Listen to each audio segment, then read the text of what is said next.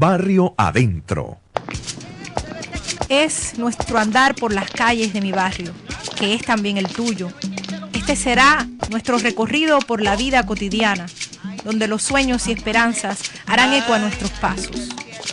Porque el futuro para los cubanos sí es posible. Barrio Adentro. Primorosa, porque sufres hoy tanto quebranto. Barrio Adentro. Ay, Barrio Adentro. patria mía, ¿quién diría que tu cielo Barrio azul Adentro. nublará el llanto?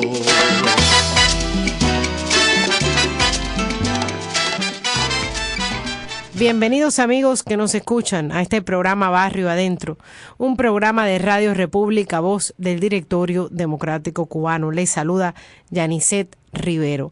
Tengo el privilegio de tener en línea telefónica desde la capital de Cuba, desde La Habana, a un bloguero y fotógrafo independiente y reconocido escritor. Se trata de Orlando Luis Pardo, que nos va a acompañar en este segmento del programa Barrio Adentro. Bienvenido, Orlando. Muchísimas gracias, Anicet, y un placer estar contigo y con tu audiencia. Bueno, pues el placer es nuestro, de verdad que siempre es refrescante escuchar voces nuevas y voces de cubanos y de cubanas que a pesar de vivir dentro de la oscuridad se han convertido en una luz ellos mismos, ¿no? Iluminando el camino hacia la transformación de nuestra nación que tanta falta hace.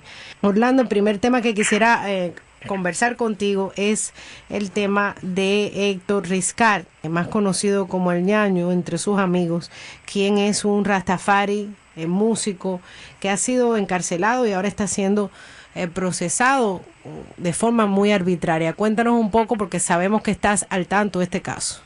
Sí, mira, Héctor Riscar es un sacerdote de Boboshanti, de la orden sacerdotal Rastafari, que en noviembre pasado, él es muy conocido en La Habana, muy conocido en Cuba completa, también un poco, tiene muchos amigos afuera de la propia orden cultural y religiosa de ellos.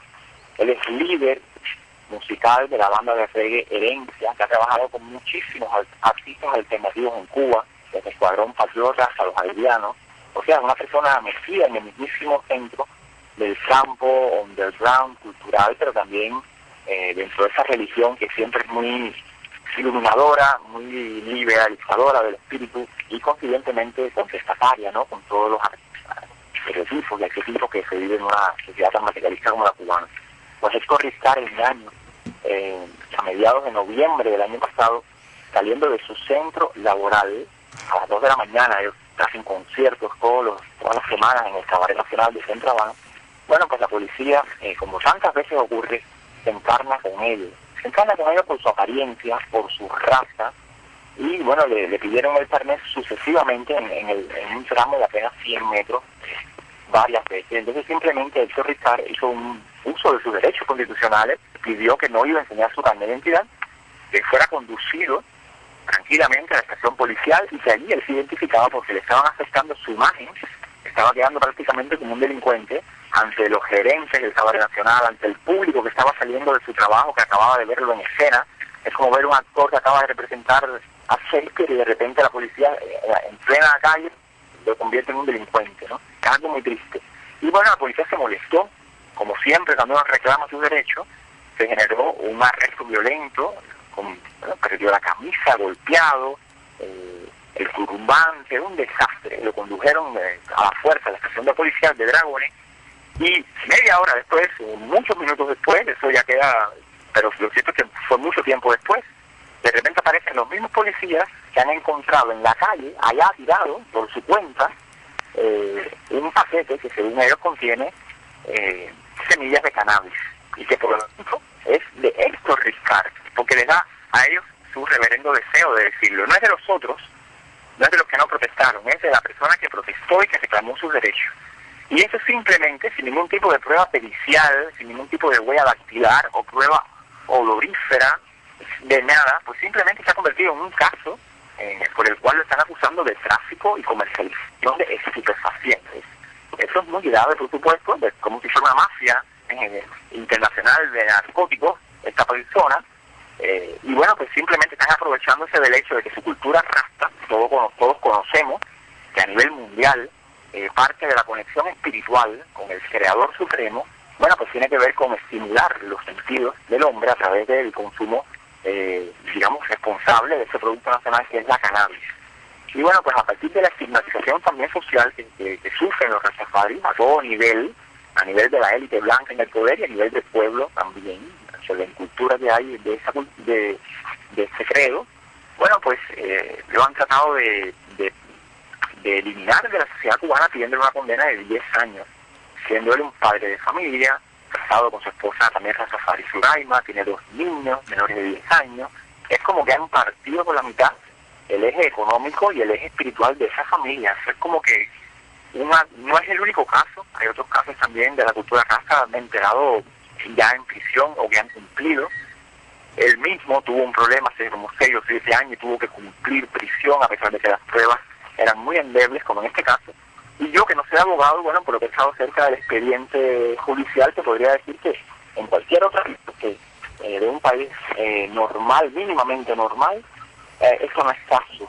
¿No? Por lo menos no es un caso que tenga que ver con tráfico, ni remotamente. En todo caso, tal vez un consumo privado que se puede multar, pero que en este caso ni siquiera creo que hay evidencias para decir tal cosa, porque la policía trabajó de manera, yo creo que muy grosera, muy en venganza de este plan que se les da a Héctor Riscar, reconociendo que él, por ser negro, por ser rastafari, por ser un músico y por estar a las 2 de la mañana en la calle, no significa que no conociera sus derechos y que no puede ser humillado en público por la voluntad de un grupo de policías que se encajan.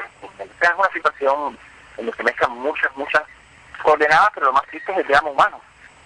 Mañana, viernes 13, va a estallar en un juicio a puertas cerradas, inesperadamente a puertas cerradas, cuando se trata de un delito que no atenta para nada, ¿no?, contra la seguridad de la nación, mucho menos, y de repente presentan esa puerta cerrada. Así que es muy raro todo.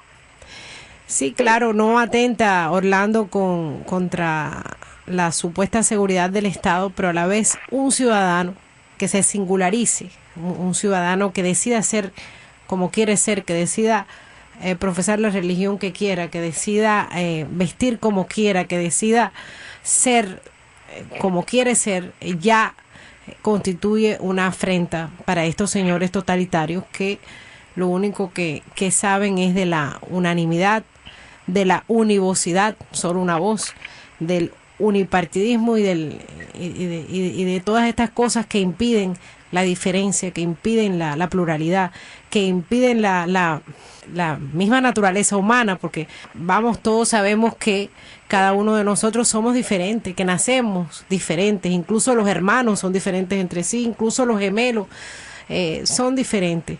Entonces este es un régimen antinatural que busca pues poner en, no sé, una especie de molde a todos los ciudadanos para que salgan igualito, para que piensen igualito, para que lean lo mismo, para que hablen lo mismo, para que vean lo mismo en la televisión, y no se dan cuenta que eso va en contra de la naturaleza humana. Entonces estas personas como Héctor Riscar, como tú mismo, Orlando, pues se singularizan, se señalan, como dicen en Cuba, ¿no?, ante este régimen, ante estos policías que no saben nada de lo que es la religión rasta, ni saben nada de lo que es la música que interpreta Héctor Riscar, pero es negro, tiene un turbante, tiene una trenza, o tiene un pelo largo, o lo que sea, ya me molesta, lo arresto. Así es como funciona la supuesta ley en Cuba, desgraciadamente, y por mucho abogado que tenga el señor Riscar, en realidad posiblemente ya a estas alturas, mientras hablamos, está decidida su suerte. Esa es la dura realidad que... Sí, yo quisiera... Adelante. Quisiera apuntarte solamente, ¿no?, sobre el trabajo de abogacía. La familia le hicieron un registro en la casa, no le encontraron absolutamente nada incriminante, esto es un reporte oficial. No le decomisaron absolutamente ningún equipo electrodoméstico, ninguna cantidad de dinero, ni $5 le requisaron. Es una familia de bajos ingresos y yo, en mi opinión, bueno, como veo que ir a un bufete colectivo de Carlos III a buscar los servicios de una abogada, en este caso Reisa Araúz Esada. Yo creo que la abogada los ha timado. O sea, como es una abogada estatal que está cobrando un salario y que no está ganando dinero por la izquierda, porque estos hermanos rastas no pueden darle los $100 ni $1,000 a ella por la izquierda, pues aunque tú no lo creas y el mundo no lo crea, la abogada Reisa Araúz está de vacaciones. Hoy está de vacaciones. Así se lo hizo saber a la cliente, así se lo hizo saber a mí. Y ella va a hacer un favor y el viernes se va a personar allí en la sala y va a defender su caso también como pueda. Pero hoy, esta semana y la semana pasada, no ha visto a Suraima Janero, la esposa de Héctor Riscar. Simplemente en los 15 días más vitales para la defensa, las últimas evidencias, como detalles estratégicos de la estrategia de Victoria, porque Héctor está clamando inocencia, no ha confesado ningún delito. Bueno, pues la abogada está de vacaciones. Esto es para allá, tú lo ves en una caricatura de Disney y parece una exageración. Pero está pasando ahora mismo. Bueno, porque es un país que no tiene leyes realmente, donde no existe una división de poderes. Ese es desgraciadamente el problema fundamental de Cuba, que no existe división de poderes, que no existe independencia de poderes, que el Poder Judicial está supeditado al Poder Ejecutivo, y el Poder Ejecutivo está dominado por una familia y por dos personas fundamentalmente, desde hace ya 53 años en nuestro país. Sin embargo, es importante, me parece importante señalarte, Orlando, que los compatriotas, los amigos de Héctor Riscar, los de la religión rasta y los que lo conocen por su música, deben unirse en este momento y apoyarlo. Porque hoy va a ser por Héctor, tal vez mañana va a ser por uno de ellos, porque eso es lo que pasa, que este es un régimen que le va pasando la cuenta a la gente poco a poco. Y es importante no dejar aislado a un ciudadano, sino apoyarlo. Y si tenemos cosas en común, pues apoyar a esa persona que está pasando por un momento tan difícil, porque el régimen solamente, y a veces ni siquiera, pero en muchas ocasiones, solamente a través de la presión social, de la presencia social de las personas que buscan un fin común, es cuando simplemente reacciona tal vez y hay alguna esperanza para esta persona que se encuentra en esta situación tan difícil. Orlando, me gustaría preguntarte ahora, un poco saliendo del tema de Héctor Riscar. Has estado detenido en numerosas ocasiones, se te ha impedido la movilidad dentro de tu propio país, se te ha impedido incluso presentar libros, se te ha impedido muchas cosas, publicar dentro de tu propio país, se te ha impedido la expresión libre. De todas maneras permaneces escribiendo como puedes, haces tu blog, mandas tweets, haces fotos, eres un fotógrafo formidable. ¿Cómo lo haces y por qué? Bueno, me imagino que por instinto de conservación o de supervivencia, ¿no? Realmente te digo, no estamos en la época del telón de acero, en esa época de la antiutopía de George Orwell, ¿no? De Guerra Fría, donde el país es una burbuja terrorífica. Yo creo que la crisis de los años 90 en Cuba y todo lo que ha traído, la contaminación que ha traído para este país, apertura a incluso la inversión extranjera limitada, al turismo, que ya sabemos que es muy bueno en muchos sentidos, pero es como una contaminación de aire fresco, pues ha abierto brechas. La más grande de esas brechas es la Internet, que en Cuba sigue siendo un privilegio, no hay acceso a los ciudadanos, que yo no puedo ir ni con 1,000 pesos, puedo ir y comprar una cuenta de Internet para mí. Pero hay brechas a través de las cuentas de Internet del propio Estado, a través de los amigos que tienen algunos privilegios, a través de los hoteles que son muy caros, y a través de las embajadas solidarias que ofrecen el servicio de Internet. Y a partir de ahí uno comienza a vivir una vida virtual. No puedes expresar en tu país, no puedes participar de las instituciones físicas de tu contexto, pero todavía estás vivo, todavía tu respiración no ha sido aniquilada. Entonces, bueno, pues una cosa se lleva a la otra, siempre buscando esa libertad interior tenga de alguna manera que le sirva a otro, porque no se trata solamente del ego natural, ¿no?, que puede tener un creador, de que desea que su obra tenga la máxima difusión posible y recibir una retroalimentación, sino también de que el escritor que viene ahora detrás de mí, y ya detrás de mí tal vez hay un par de generaciones, que sepa que no depende exclusivamente de las editoriales estatales. En Internet también hay una sobrevida.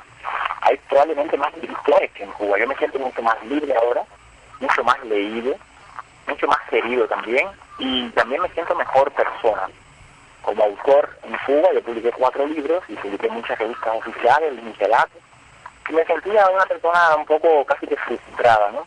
Ahora yo he perdido ese complejo de ser un escritor importante y me he convertido en un cronista del día a día. Y paradójicamente, haciendo eso, solidarizándome con las personas a mi alrededor, con los caídos en desgracia, pues mira, me he convertido en mejor persona, he perdido los miedos y me siento mucho más libre de todo tipo de despotismo y de todo tipo de odio que pueda estar contaminando a mi alrededor. Entonces, bueno, es realmente un privilegio servir de alguna manera de puente entre todo el público, todo nuestro exilio, que sigue siendo tan cubano como nosotros, idéntico de cubano, pues servir de alguna manera de puente que pueda de alguna manera colaborar a acercarnos, no crear más barreras, sobre todo barreras falsas, barreras de equívoco, barreras que enturbien la mirada y el alma del cubano. Servir de alguna manera a transitar por esos caminos que tarde o temprano tendremos que transitar de entendimiento, ¿no? De reconciliación. Yo siento, Orlando, que cuando surge el fenómeno blower en Cuba, como tú bien dices, ustedes pasan de ser ciudadanos olvidados dentro de la marasma esta totalitaria a comenzar a vivir una vida virtual, ¿no? Una vida virtual a través de la cual pueden respirar, pueden hablar, pueden decir lo que piensan, pueden expresar, pueden crecer con las opiniones de otras personas que les van llegando, intercambiar. Es un poco una especie de exorcizar sus propios demonios, ¿no? Y también de declarar que están vivos, que tienen una opinión, que quieren decirla. Dentro de toda la maraña esta de incapacidad del régimen que existe en nuestro país para permitir espacios de expresión, espacios públicos. Ahora, sin embargo, yo no sé si esto es una percepción que tengo, Orlando. Yo hallo que ustedes han ido nuevamente retornando de ese espacio virtual que ya se han ganado y que tienen miles de seguidores en el mundo a un espacio físico dentro del país, o sea, de expresar sus opiniones o sus anhelos o sus angustias en una página de internet, en un blog, pues también han pasado a accionar en las calles. Ustedes han participado en presentaciones alternativas independientes de libros, conciertos clandestinos de músicos vetados por el régimen. Ahora mismo estás involucrado en este caso de defender a Rastafari. O sea, ¿no piensas que un poco esa vida virtual te ha devuelto a la vida física real de nuestro país? Sí, definitivamente, porque entras en contactos con zonas de nuestra realidad social que por la comodidad natural de la mente humana y el corazón humano, uno está, mientras puede conservar su inocencia civil, pues uno trata a veces de no mirar. Y todos hemos tenido, o muchos hemos tenido, esa etapa, ¿no? En que uno trata una especie de candidez y solamente mira para su pequeño pedacito, porque es cómodo no mirar tener anteojeras, ¿no? En el momento en que estas anteojeras se han caído y que uno comienza a topar caso a caso con todo lo que ha pasado en el campo cultural, en el campo político, bueno, pues de repente te conviertes en una persona ubicua, en que puedes estar en muchos espacios. Yo no tengo una militancia definida en ninguna organización, ni de corte cultural, ni de corte político, y sin embargo, siendo una especie de electrón libre, me siento más conectado que nunca con las fuerzas internas, ¿no?, creativas de mi país, y también con las fuerzas externas que me llegan, como bien tú dices, por los comentarios, la retroalimentación, esta misma llamada que me permite hablarle a una audiencia que de otra manera estaría más alejada de mí. Entonces, como que sí, es como que uno vuelve, después de un largo virtual desvío, pues vuelves a tenerlo más sobre la tierra que nunca. Yo diría que muy metido, ¿no?, hasta el tobillo en la tierra y te da un sentido de pertenencia que tal vez yo había perdido, como muchos jóvenes de mi generación. Prácticamente vivimos en una especie de estado de apatía, para no decir apatría, y de repente empiezas a llegar a una sensación de pertenencia que a lo mejor puede ser fértil y puede ser fundadora para el futuro, ¿no? Porque van a falta personas que tengan deseos de protagonizar en Cuba y deseos de habitar la realidad y reforestarla y reconstruirla también un poquito. Ojalá. Eso oye, eso que hablas nos da mucha esperanza, porque Cuba necesita personas que crean en ella, que crean en sus posibilidades, en sus potencialidades. Nosotros desde el destierro pues somos también un puñado de cubanos empeñados en creer en Cuba a toda costa. A pesar de que muchos de nosotros o nacimos fuera de Cuba, aún sintiéndonos cubanos, o crecimos fuera de Cuba, Cuba sigue siendo un punto de referencia fundamental en nuestras vidas y una esperanza. Y sentir que hay jóvenes en Cuba que de alguna manera se han salvado de la desolación de este sistema totalitario y que en un momento determinado han parado y han dicho un momento, y se han replanteado su propia vida, acercándose más a lo que podría ser Cuba en el futuro. Yo creo que eso es realmente esperanzador. Te recuerdo que Radio República es una emisora que se transmite hacia Cuba. Quienes van a escuchar esta entrevista son los cubanos que habitan Cuba, de una punta a la otra del archipiélago. Así que antes de terminar esta entrevista, pues aprovecho para darte la oportunidad de que le hables a esos cubanos brevemente un mensaje. Bueno, brevemente primero les mando un abrazo, ¿no? Desde el corazón de La Habana. Pueden contar conmigo en esta ciudad con mi móvil 533-40187 para lo que podamos hacer el bien mutuo, en lo que podamos ayudarnos a ser personas mejores. Bueno, pues pueden contar conmigo, con mi cámara, con mi pluma, en última instancia con mi poquita sensibilidad para entender ese laberinto que estamos habitando. Y bueno, que no se sientan tan aislados como en algún momento todos nos hemos sentido, que no se sientan tan aislados, porque este mismo canal, ¿no? Este mismo puente de la emisora, pero también lo que se escribe, lo que se lee, pues va poco a poco tejiendo, ¿no?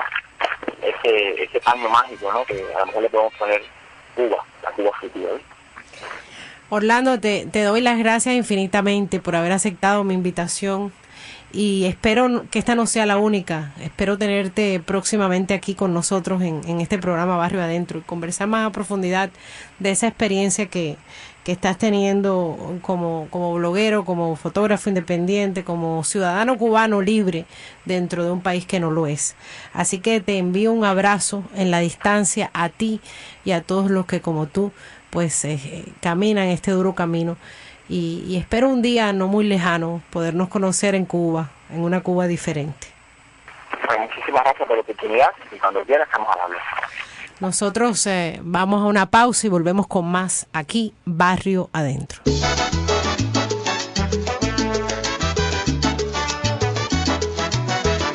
Oye esto.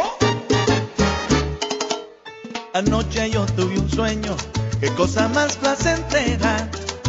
Yo me encontraba bailando en una esquina habanera, tomándome una cerveza.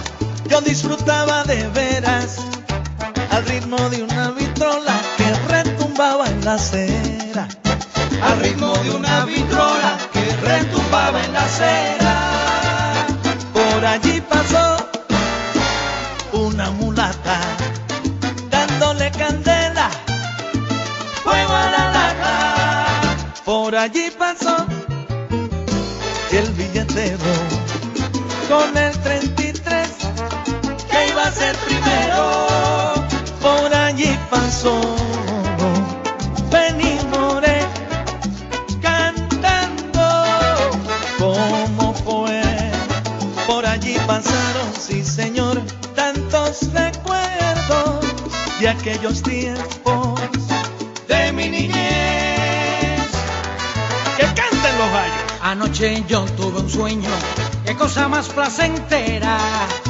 Yo me encontraba bailando en una esquina habanera, tomándome una cerveza, yo disfrutaba de veras, al ritmo de una vitrola que retumbaba en la acera, al ritmo de una vitrola que retumbaba en la acera. Por allí pasó un espiritista, santiguando a todos con agua bendita. Por allí pasó el limpiabotas con su cajoncito Y la camisa rota. y por allí pasó el caballero que era de París pero sin dinero. Por allí pasaron, sí señor, tantos recuerdos De aquellos tiempos de mi niñez. No importa lo que suceda y aunque en Miami me muera, mi alma se irá volando para una esquina habanera. Para mi esquina habanera, muy pronto regresaré. Conmigo yo me llevo a Celia y a los gallos pa' un bebé, ya tú ves. No importa lo que suceda y aunque en Miami me muera, Con la lengua afuera, mi alma se irá volando para una esquina habanera. A mí me encanta la calle 8, y a mí Flander y la sabuesera. ay pero como yo extraño A mi esquinita habanera, No importa lo que suceda y aunque en Miami me muera, ya tú vas a ver. mi alma se irá volando para una esquina habanera. Y en medio de aquel gran sueño, el Beni se apareció con Arsenio y Pérez Prado. Y la rumba se formó y cantamos Dale a la camilla que no aguanto más. Cucucha, cucha, cucucha, cucha. ¿Qué pasó, gallo?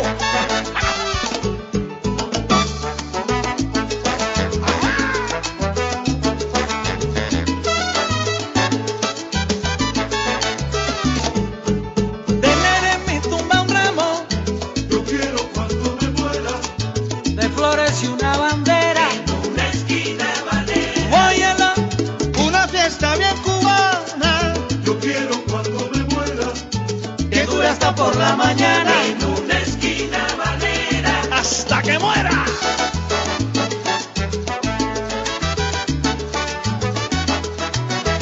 ¿Cómo fue?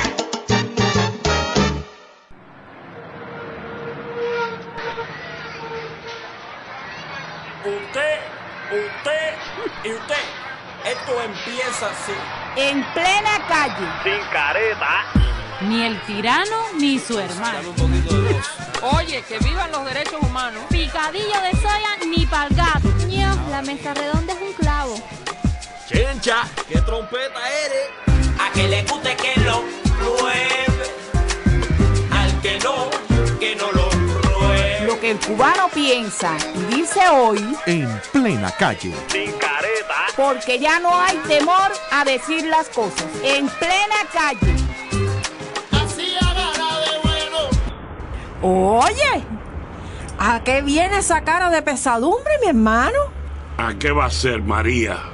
El Papa vino y se fue y no recibió a las damas de blanco. Es verdad que debió hacerlo, qué caray.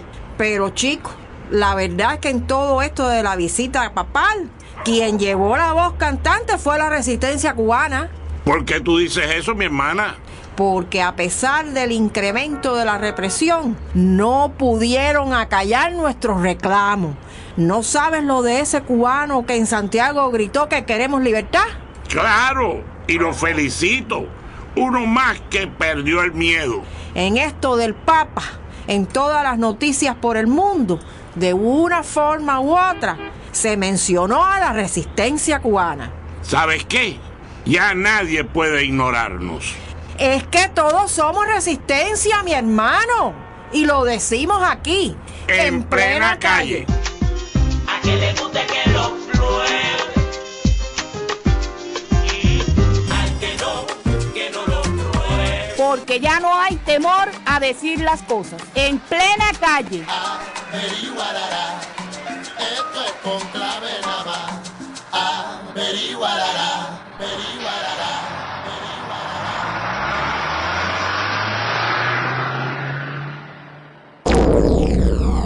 Escuche en Radio República Barrio Adentro. Barrio Adentro. Este es un recorrido por las calles de la Cuba libre y democrática que todos reclaman. Que a mí no me va a chantajear nadie, y gritando abajo la dictadura. Están tratando de crear situaciones más difíciles. ¿Hasta cuándo? ¿Quién lo sabrá? Barrio Adentro. Barrio Adentro. Con los protagonistas de la historia diaria de Cuba, Yanisset Rivero trae testimonios, entrevistas, reportajes de la voz de un pueblo que lucha. Porque estos señores del régimen son torturadores, estos señores tienen nombre y apellido y en un momento determinado van a tener que responder ante la comunidad internacional. Barrio Adentro. Sintonícelo por Radio República.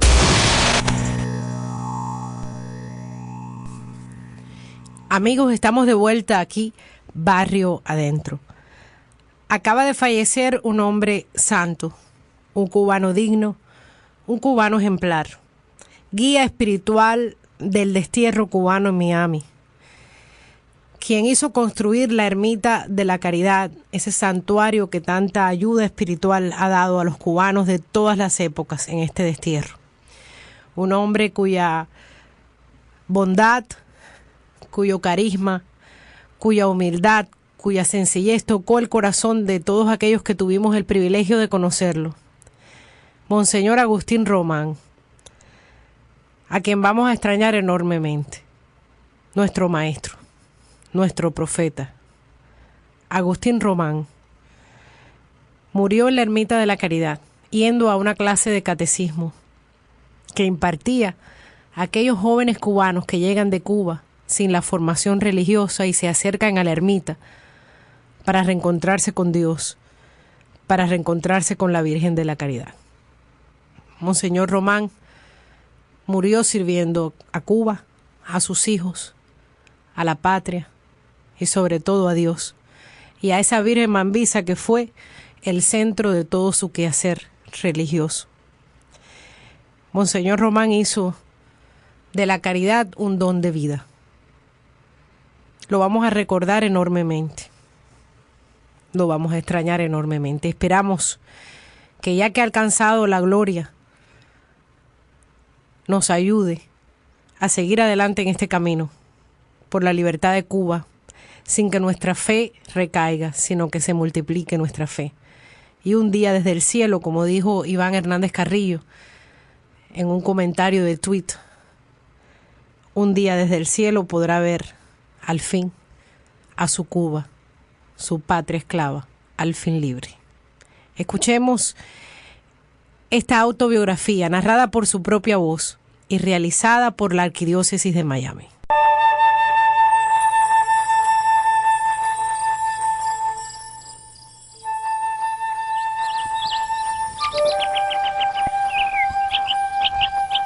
Yo nací en el campo de Cuba, en un lugar muy bonito y pintoresco, donde el verdor estaba por todas partes, donde se oían las aves cantar, donde se veían los animales, de tal manera que nunca lo he olvidado.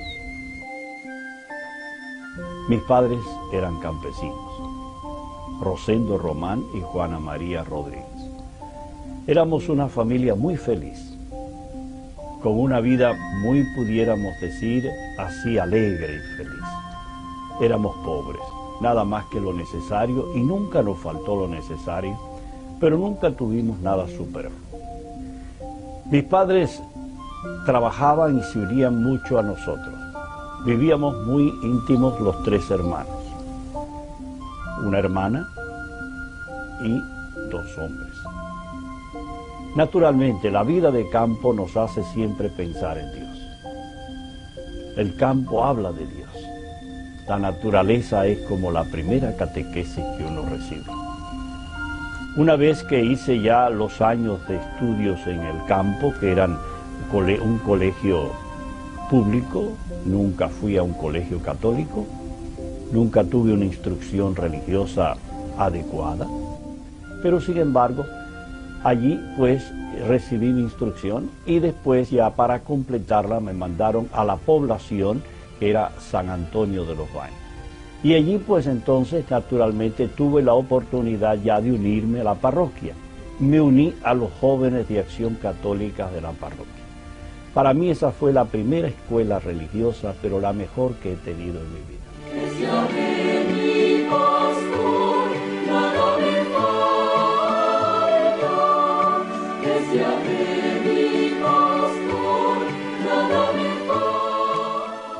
La vocación no sé cuándo me vi, pero creo que fue por los 16 años ahí. Pero el Señor pasó y me llamó sin que yo me diera cuenta y yo le seguí. Yo asistía a la parroquia, que era la parroquia de San Antonio de los Baños, donde había un sacerdote muy bueno, un verdadero sacerdote, que era el padre Manuel Colmena. Y me di cuenta de aquel hombre que no pensaba en él, sino que estaba siempre pensando en los demás. Dios Todopoderoso tenga misericordia de nosotros. Fue en lo que Dios escogió para mí y creo que no podía haber escogido otra cosa mejor. Era comenzar un seminario nuevo en que lo iban a dirigir los misioneros canadienses. Los misioneros canadienses tenían la mitad de lo que era la provincia de Matanzas y ejercían un trabajo fantástico. Mi primer encuentro con el obispo fue muy interesante, porque yo recuerdo cuando nos recibió, dijo, quiero sacerdotes que no se sienten, sino que vayan a buscar a aquellos que no vienen. Tomad y comed todos de él, porque esto es mi cuerpo.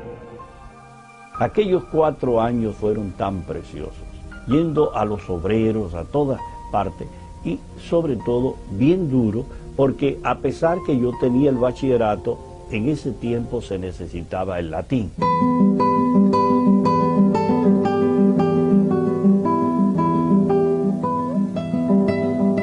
Y entonces hubo que aprender latín.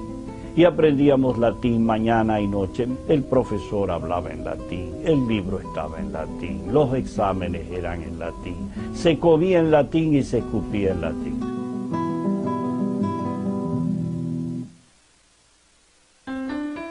Cuando ya terminé, me dijo, usted tiene que salir fuera a estudiar.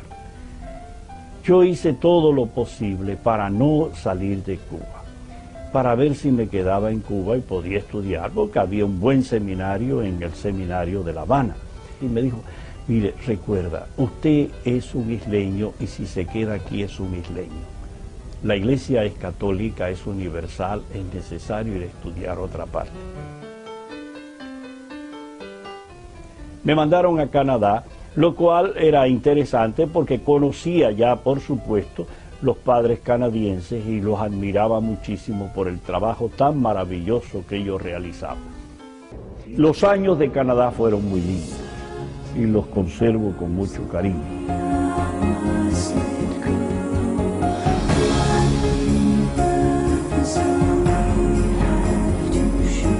Tomad y bebed todos de él.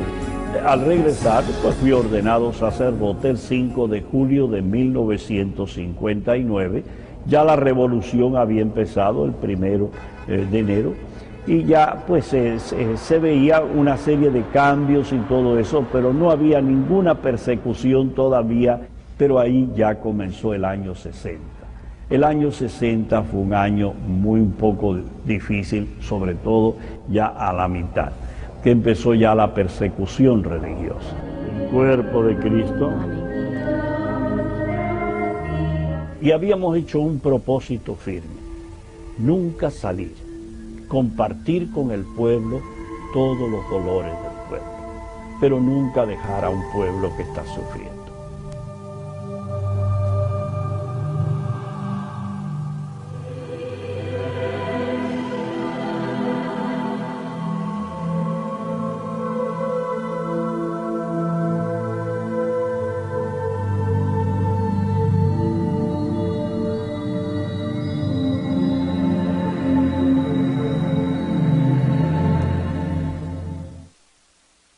Una noche me tocaron en la puerta.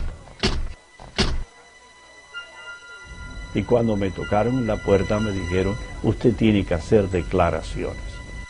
Me sacaron, era de noche, me llevaron a otra parte, pero empezaron a recoger otros sacerdotes y esa noche dormí en la cárcel.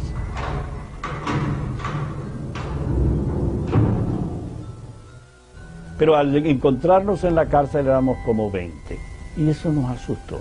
Aquí somos de distintos países, aquí hay cubanos, aquí hay españoles, aquí hay canadienses, aquí, pero ¿qué es esto? ¿Por qué están?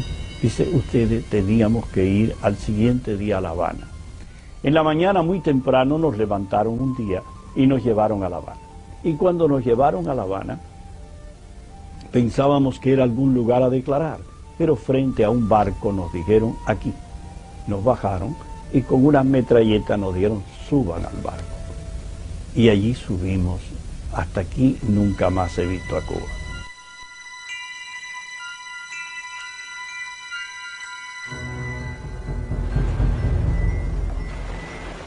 El día de la salida fue doloroso. Fueron 11 días difíciles y al llegar a España no teníamos un papel. No había un pasaporte, no lo habíamos sacado, no teníamos ninguna documentación. La misericordia de Dios fue muy grande porque pude ir de misionero a Chile con los padres misioneros de las misiones extranjeras de Canadá. Y allí en Chile pues fui al sur de Chile, a un lugar muy alejado de Santiago, pero muy lindo, muy precioso. Dios me ha premiado siempre, aún en el destierro, de poder llegar a un lugar tan lindo como aquel.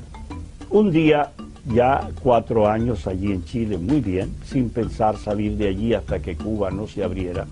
Entonces quise hacer un retiro espiritual largo y pensé que el mejor lugar sería Canadá, donde había estudiado.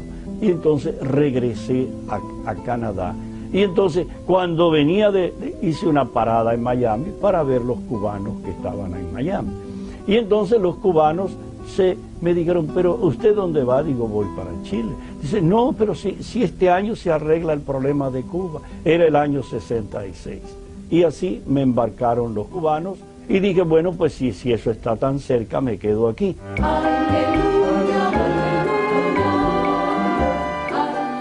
La diócesis de Miami en ese tiempo, era el arzobispo Carroll, estaba naciendo.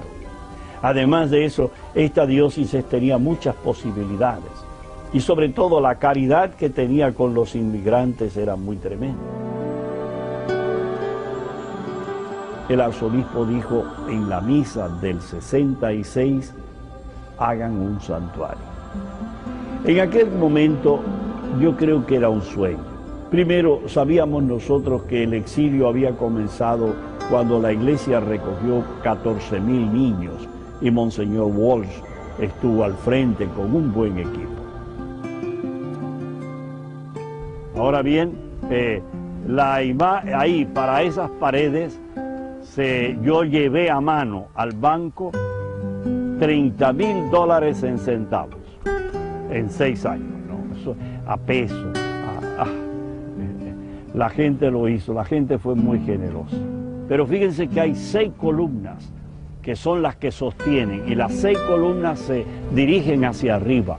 Y quiere decir que están en signo de oración. Son como las 6 provincias, las 6 diócesis que tenía Cuba que cuando empezó el exilio, ¿no? Que se elevaban en oración pidiendo la libertad de Cuba.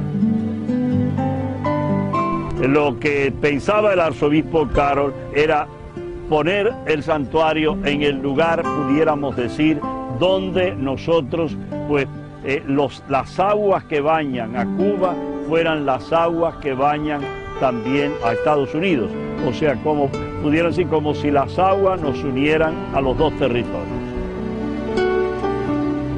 El mural lo pintó el pintor Teo Carrasco. Lo primero que él empezó fue, con un carbón, marcó al niño Jesús. Y después no lo pintó, siguió pintando a la Virgen, y entonces alrededor de la Virgen, él fue pintando la historia de Cuba. Y está la primera capilla que se hace en Cuba, donde ya los indios tenían devoción a la Virgen. Y presenta al arzobispo Carroll, que fue precisamente el padre de esta obra. Él está presentando cómo Cuba nació a través de las dificultades. Cuba vive a través de las dificultades. Pero la Virgen tiene un mensaje. La Virgen nos dice a nosotros algo que es tremendo. Y es que ella está sobre las dificultades y nos está dando el mensaje final. Y el mensaje final es que para triunfar en las dificultades hay que abrazarse a Cristo. Yo no quiero flores, yo no quiero estampas.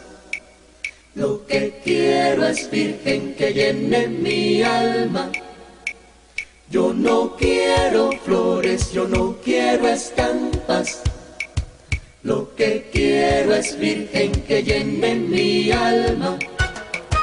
Yo no quiero flores, yo no quiero estampas. Lo que quiero es Virgen que llene mi alma. Yo no quiero flores, yo no quiero estampas. Lo que quiero es Virgen que llene mi alma. Yo no quiero flores, yo no quiero estampas. Lo que quiero es Virgen que llene mi alma. Y si vas al cobre, quiero que me traigas una virgencita de la caridad. Yo no quiero flores, yo no quiero estampas. Lo que quiero es Virgen de la caridad. En la mañana, como a eso de las 7, llamó el arzobispo McCarthy con una urgencia muy grande, diciendo que tenía que venir corriendo aquí a Cancillería. Cuando llegué a Cancillería, me dijo, usted ha sido llamado a ser obispo. Y le dije, arzobispo, yo no puedo. Fíjese que yo no soy ciudadano americano, soy solo residente. Y yo no estoy encardinado en esta diócesis. Yo estoy todavía encardinado en Matanzas. Yo soy un sacerdote de Matanzas ayudando aquí con la aspiración de poder regresar lo antes posible. El arzobispo entonces me dijo, sí, yo creo que lo que usted dice tiene razón, pero el Papa sabe más que usted y que yo. El arzobispo McCarthy me dijo, ocúpese de la gente que está llegando. Al salir, algunos cayeron en las cárceles porque tenían pues dificultad, habían estado en la cárcel en Cuba. Entonces, ¿por qué? Por peligrosidad. Peligrosidad en Cuba es si robaron, si hicieron cualquier cosa al gobierno. Peligrosidad es todo lo que fuera a oponerse al gobierno. Cuando vinieron los grandes problemas, es decir, que ellos siempre esperaban, por supuesto, el poder salir de allí para reunirse con sus esposas aquí. Pero en el santuario yo reunía a las esposas y las monjas, las hijas de la caridad, les atendían. Al pasar el tiempo, cuando se les dijo a ellos, ustedes van a ser deportados a Cuba, toda la esperanza se le cayó. Dieron fuego a las cárceles, cometieron errores tremendos dando el fuego a las cárceles. Se quedaron en aquello y tomaron pues rehenes a aquellas personas que estaban con ellos. Pero ellos seguían diciendo, no hacemos pacto con el gobierno, sino que venga el obispo romano. Yo les hablé, mire, ustedes quieren la libertad, pero ustedes no pueden tener libertad si ustedes no le dan la libertad a los rehenes. No es justo que una persona que pida libertad no dé la libertad a quien tiene preso. Vamos a decir un Padre Nuestro, vamos a levantar las manos al Señor y entonces, ahora, que nadie con un arma levante las manos a Dios, porque no se puede rezar el Padre Nuestro con un arma en las manos. Y en ese momento cayeron todas las armas. I ask it, give me the hostages, and first of all the weapons.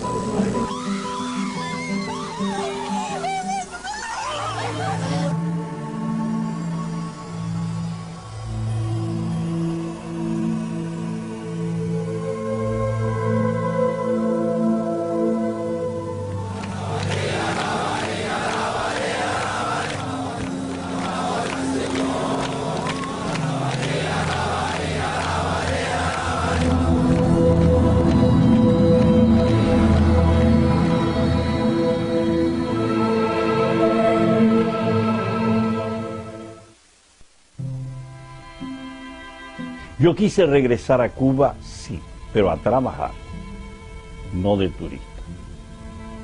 Si me hubieran dado la oportunidad de ir a Cuba, para ir a cualquier parte de Cuba, yo hubiera ido. Yo no pedía nada más que ser sacerdote en Cuba y trabajar en Cuba. Las puertas se cerraron para mí durante años y años, y todavía están cerradas. La visita a Cuba sería el callarme y no denunciar. Yo creo que un profeta no puede callarse. Si un profeta se calla, verdaderamente no es profeta. Y un cristiano tiene que ser profeta. Sería muy fácil regresar como un turista, pero no sería honesto. Y yo daría un mal ejemplo a los comunistas. Yo quisiera hasta el fin de mi vida decirle a los comunistas de que eso no se hace, para que no lo repitan otra vez.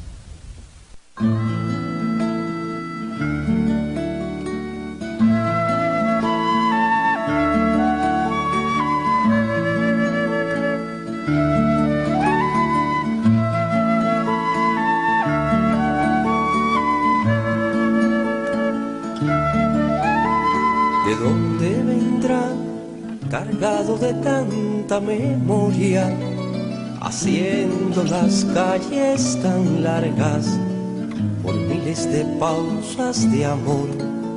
No importa la sed de la cera del sol. ¿A quién no dará a tiempo su calma de gloria?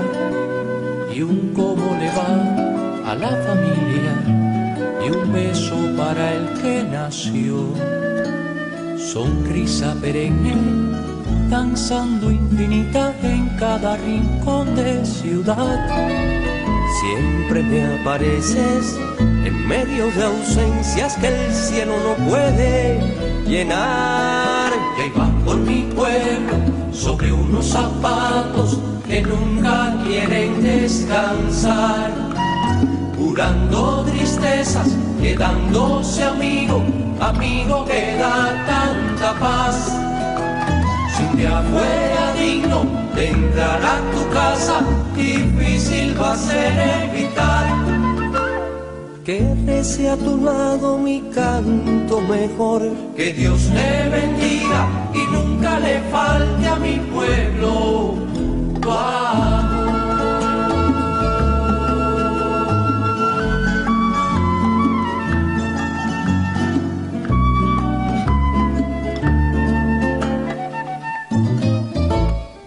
Mis años aquí han sido lindos, ha habido muchas lindas experiencias. Dentro de todas las lindas experiencias que ha habido, indudablemente pudiera decir que algunas se han grabado más tal vez. Y entre ellas pudiera decir el poder haber visto los presos del Mariel que estaban en las cárceles de Atlanta y Oakdale y que hoy salieron libres con vida, con vida, con vida. O al vivir 50 años de sacerdote y 30 de obispo, puedo decir que soy muy feliz. Todo ha sido posible porque Dios lo ha permitido y la gente ha cooperado mucho. La ciudad, la iglesia que ha sido tan abierta para todo y un pueblo lleno de cariño y de amor.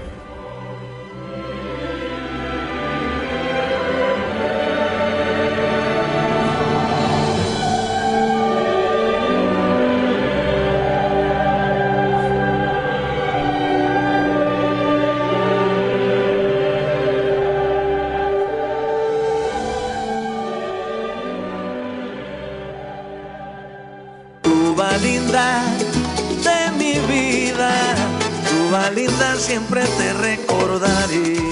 Han escuchado Barrio Adentro, un programa de Radio República, voz del Directorio Democrático Cubano, con el palpitar de la vida en los barrios de Cuba. Donde los sueños y esperanzas hacen eco a nuestros pasos. Barrio Adentro fue conducido por Yanisset Rivero. Los espero en nuestro próximo programa. Porque yo quiero que mi música siempre suba y que suba. Porque el futuro para los cubanos sí es posible.